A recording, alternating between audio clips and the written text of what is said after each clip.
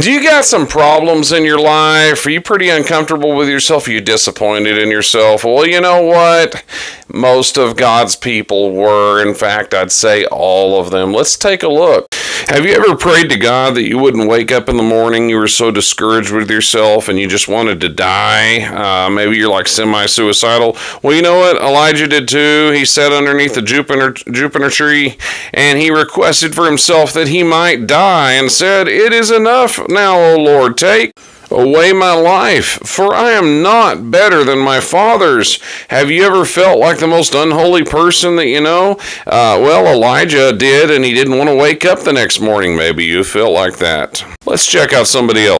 Samson had a whole lifetime filled with a struggle against lust and everything, and rebellion against his Nazirite vow, but he eventually got it. He eventually figured things out. The Philistines had spooned out his eyes, and at a festival, Samson said, "Let me die with the Philistines," and he pushed down the pillars, and he died. It was like a suicide, but it seemed like God honored his request. He's mentioned in the Hall of Faith, and so I believe we'll see him in the kingdom.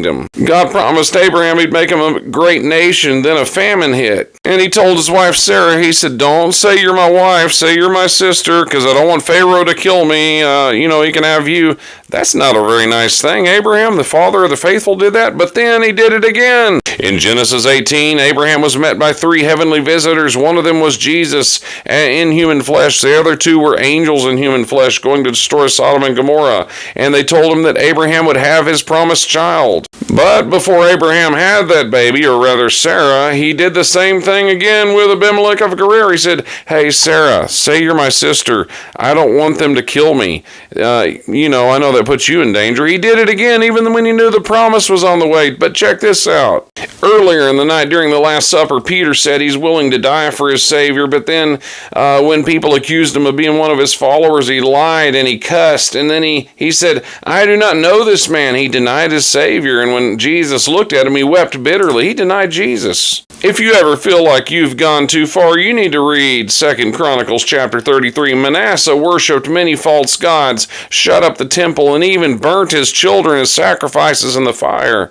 And then the Assyrian king took him with a hook in his nose and drug him to Assyria as a prison. And guess what?